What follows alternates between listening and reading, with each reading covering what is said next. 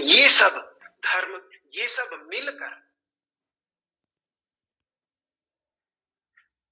धर्म का दूसरा स्वरूप हमें गीता के अंतर्गत दिखता। तो देखिए, सबसे पहला धर्म का स्वरूप हमने देखा गीता के अंतर्गत निष्काम भावना से किया गया कर्म, प्रेम और सेवा, प्राणी मात्र की प्रेम और सेवा, सर्वभूत हिते रताह की भावना, ये धर्म का पहला स्वरूप गीता में हमारे सामने भगवान श्री कृष्ण रखते हैं। उसके परिणाम स्वरूप जब हृदय की शुद्धि होती है तो ये सद्गुण स्वतः ही एक शुद्ध हृदय के अंतर्गत जैसे जैसे ज्ञान का प्रकाश फैलने लगता है तो वैसे वैसे ये सद्गुण समस्त प्राणियों के प्रति मैत्री की भावना, करुणा की भावना, दया की भावना, क्षमा की भावना, जो इससे पहले अपने को हम दूसरों से अधिक समझते थे, तो ऐसी दूषित भावनाओं का परित्याग, क्रोध का परित्याग, लोभ का परित्याग, चपलता, चंचलता का परित्याग, ये सब अपने आप छूटते चले जाते हैं। तो ये जो सद्गुण जीवन के अंतर्गत आते हैं, इन सद्गुणों का प्रकाश जो जीवन के अंतर्गत आता है, ये सद्गुण मिलकर के धर्म के दूसरे स्वरूप, धर्म का दूसरा स्वरूप जो श्रीमद् भगवत गीता के अंतर्गत दिखाया गया, वो दूसरा स्वरूप ये है। और ये तो महाभारत बार बार कह रही है कि अहिंसा परमो धर्म, 8-8 बार ये जो 16वें अध्याय के अंतर्गत सद्गुण गिनाए हैं, उनमें दूसरे श्लोक में जो सबसे पहला है अहिंसा सत्यम अक्रोध, इस अहिंसा को तो महाभारत 8 बार बोलती है कि अहिंसा परमो धर्म, अहिंसा परमम तपः, अहिंसा परमम सत्यम, यतो धर्म प्रवर्तते। जितने भी अन्य धर्म, जितने भी अन्य सद्गुण है, वो सारे के सारे, उन सब का मूल अहिंसा ही है। इसीलिए महर्षि पतंजलि ने तो योग दर्शन के अंतर्गत यमों में सबसे पहला स्थान अहिंसा को भी दे दिया है। तो अहिंसा और अहिंसा से उद्भूत जितने भी सद्गुण हैं, वो सारे के सारे सद्गुण मिलकर के धर्म का दूसरा स्वरूप जो श्रीमद् भगवत गीता के अंतर्गत प्रस्तुत है, वो हमें दिखता है। और धर्म का तीसरा स्वरूप जो हमें श्रीमद् भगवत गीता के अंतर्गत दिखता है, वो दिखता है 13वें अध्याय में,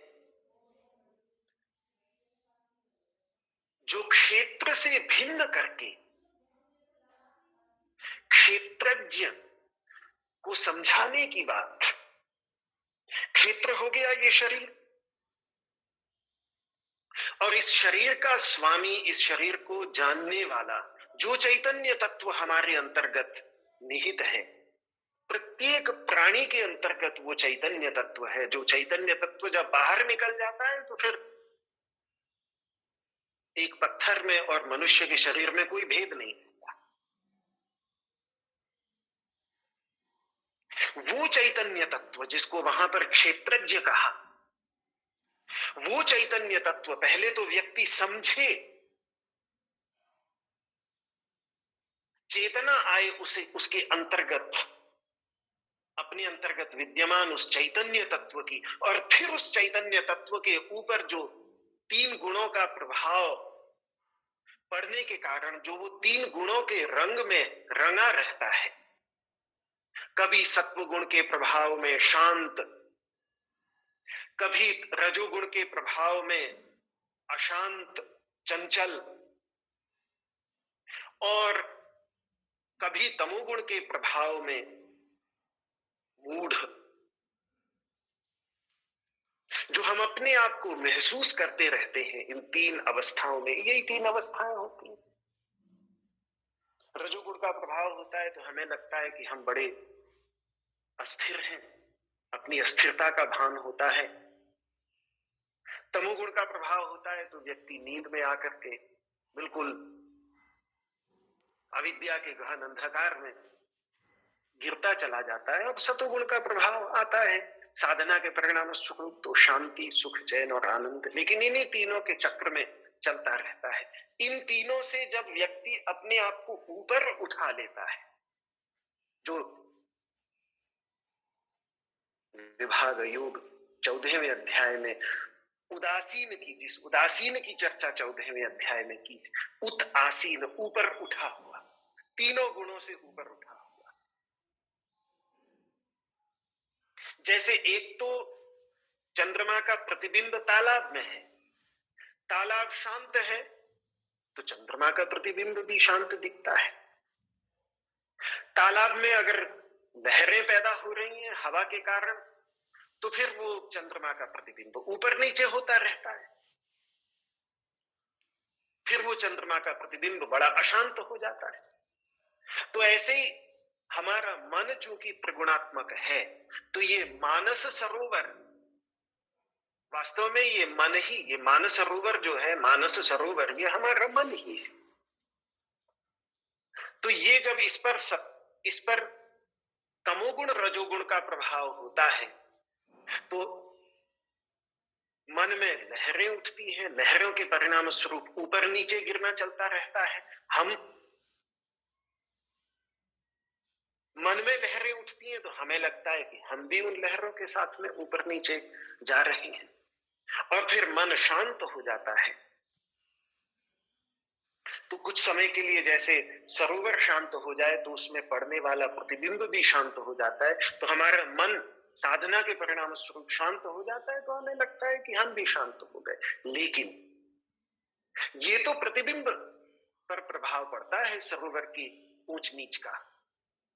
जिसका प्रतिबिंब पड़ रहा है वो चंद्रमा, जो नीचे सरोवर में नहीं बल्कि ऊपर है, वो आपके सरोवर में कितने बड़े से बड़े तूफान आ जाए, बड़ी सी बड़ी लहरें आ जाए, बड़ी सी बड़ी सुनामी आ जाए, प्रतिबिंब ऊपर नीचे होता रहेगा। लेकिन उस प्रतिबिंब का जो मूल स्रोत है, वो मूल स्रोत तो पूरी तरह से अछूता रहेगा। वो चंद्रमा प्रभाव में नहीं पड़ सकता। वो चंद्रमा, नीचे प्रतिबिंबित चंद्रमा प्रभाव में आ जाएगा सरोवर की लहरों के, लेकिन वो चंद्रमा जो ऊपर है उस पर तो कोई प्रभाव नहीं पड़ता। ये है हमारा वास्तविक स्वरूप, जो चिदाभास है, जो जीव है, जो मन के अंतर्गत प्रतिबिंबित चैतन्य तत्व है, जिसको हम सोच रहे हैं कि हम हैं। वो जब मन में लहरें उठेंगी तो मन चंचल होगा, तो उसके साथ वो प्रतिबिंब भी चंचल होगा ही। मन शांत होगा तो कुछ क्षणिक शांति उसमें प्रतीत होगी। मन सोएगा तो मन के साथ वो भी सोता हुआ प्रतीत होगा। लेकिन वो जिस तत्व का प्रतिबिंब है, मैं प्रतिबिंब थोड़ी हूं, मैं तो वो हूं जिसका प्रतिबिंब पड़ रहा है। मैं वास्तव में, क्योंकि मैं अपने आप को भूला हुआ हूं, केवल जो प्रतिबिंब सामने दिख रहा है मन के अंतर्गत, उस अहंकार, उस अहम भावना को ही मैं समझ रहा हूं कि यही मैं हूं। तो उस तादात्म्य के परिणाम स्वरूप जो शांति या अशांति का आरोप मैं अपने ऊपर कर लेता हूं, उससे ऊपर उठ जाना चंद्रमा के समान। जैसे वास्तविक चंद्रमा जो है वो उदासीन है,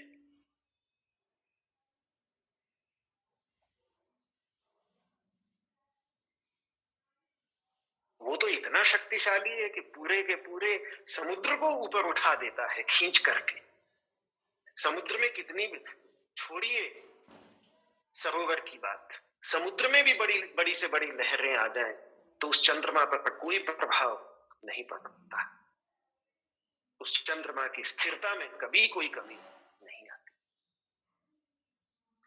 वो तत्व है पुरुषोत्तम तत्व, जिसकी चर्चा भगवान श्री कृष्ण ने 15वें अध्याय के अंतर्गत की है। यस्मात् क्षरमतीतो हम अक्षरादपि चोत्तमः। ये उत्पत्ति विनाशशील तत्वों से भी वो ऊपर उठा हुआ है, और उन उत्पत्ति विनाशशील तत्वों को जन्म देने वाला जो तत्व है प्रकृति, त्रिगुणात्मिका प्रकृति, सत्वगुण रजोगुण और तमोगुणात्मिका प्रकृति, उससे भी ऊपर उठा हुआ ये जो तत्व, जो हमारा वास्तविक स्वरूप है, उसका दर्शन भी श्रीमद् भगवद गीता कराती है।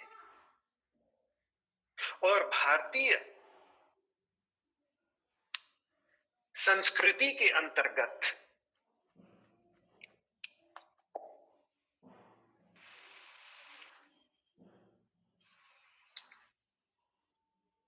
भारतीय अध्यात्म के अंतर्गत अपने वास्तविक स्वरूप का दर्शन, अपने वास्तविक स्वरूप का साक्षात्कार, यही सर्वश्रेष्ठ धर्म माना गया है। इसीलिए महर्षि याज्ञवल्क्य, जो वेदों के महान ऋषि हैं, जिन्होंने शुक्ल यजुर्वेद का दर्शन जिन्होंने किया है, पूरे के पूरे शुक्ल यजुर्वेद का साक्षात्कार जिन महर्षि याज्ञवल्क्य को हुआ, उन्होंने जो ये बात रखी हमारे सामने कि अयम तो परमो धर्मो यद योगेन आत्मदर्शनम, सर्वश्रेष्ठ धर्म यही है कि आत्मदर्शन, अपने वास्तविक स्वरूप का साक्षात्कार हो जाए। तो ये वास्तविक स्वरूप का साक्षात्कार अर्जुन को, अर्जुन के वास्तविक स्वरूप का साक्षात्कार, जो पुरुषोत्तम योग के अंतर्गत 15वें अध्याय में जाकर के भगवान श्री कृष्ण ने 13वें अध्याय से भूमिका बनी। जैसे ही ज्ञान शतक का उपदेश प्रारंभ हुआ, 13वें अध्याय से भूमिका बनाते बनाते 15वें अध्याय में ले जाकर आत्मदर्शन, आत्म साक्षात्कार की चरम अवस्था तक लेके गए। यही है सर्वश्रेष्ठ धर्म। तो अगर श्रीमद् भगवद गीता का सार मैं एक शब्द के अंतर्गत आपके सामने रखूं, तो स्वयं गीता का पहला अक्षर और अंतिम अक्षर मिलाकर देख ले तो हमारे सामने धर्म शब्द आता है।